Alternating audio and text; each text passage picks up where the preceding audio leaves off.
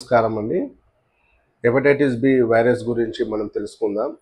మన దాంట్లో మనది వైభవ్ హోమియోపతి క్లినిక్ అండి. మన దాంట్లో హెపటైటిస్ బి పాజిటివ్ ఉంది అనుకోండి, వాళ్ళకు కొన్ని సందర్భాల్లో కొన్ని మెడిసిన్స్ కొన్ని నెలలు మందులు వాడిన తర్వాత మన దగ్గర నెగెటివ్ వచ్చిన సందర్భాలు కూడా ఉన్నాయండి.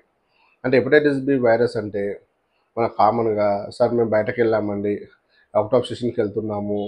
దానికి వాళ్ళు కొన్ని ప్రొఫైల్స్ రాశారండి. అందులో మాకు హెపటైటిస్ బి పాజిటివ్ వచ్చింది. కానీ మాకు ఎలాంటి సింప్టమ్స్ లేవు అని చెప్తుంటారండి.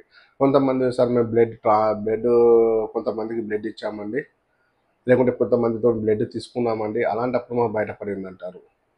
కొంతమందిలో ఏంటంటే ఎక్కువగా నార్మల్‌గా సర్జికల్‌గా ఆపరేషన్ పరంగా వెళ్ళినప్పుడు కూడా సర్జికల్ ప్రొఫైల్‌లో కూడా హెపటైటిస్ బి టెస్ట్ చేయించమంటారు. అందులో కొంతమంది పాజిటివ్ కనబడుతుంది. ఇలా అంటే ఎప్పుడో అనుకోకుండా మనం టెస్ట్ చేయించుకున్నప్పుడే ఇది పాజిటివ్ వస్తుందండి.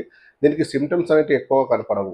అంటే ఎప్పుడు కనబడతాయి సింప్టమ్స్ అనేటివి ఎక్కువగా మనం పాజిటివ్ వచ్చిన తర్వాత 5-10 సంవత్సరాల తర్వాత అప్పుడు మనకు కొంచెం జాండీస్ రూపంలో లేకుంటే ఎక్కువగా ఇండైజెషన్ గానీ, గ్యాస్ ప్రాబ్లమ్స్ గానీ, ఎసిడిటీ ప్రాబ్లమ్స్ గానీ, సడెన్‌గా వెయిట్ లాస్ అయిపోవడం గానీ ఇలాంటివి చూస్తుంటామండి.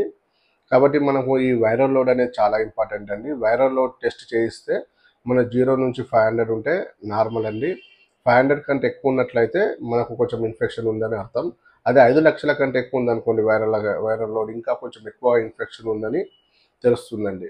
కాబట్టి మన మందుల ద్వారా వైరల్ లోడ్ 500 కన్నా లోపల వచ్చిన కేసెస్ చాలా ఎక్కువగా ఉన్నాయండి. కాబట్టి మీకు హెపటైటిస్ బి పాజిటివ్ ఉంటే ఒక్కసారి మన క్లినిక్‌కి సంప్రదించండి.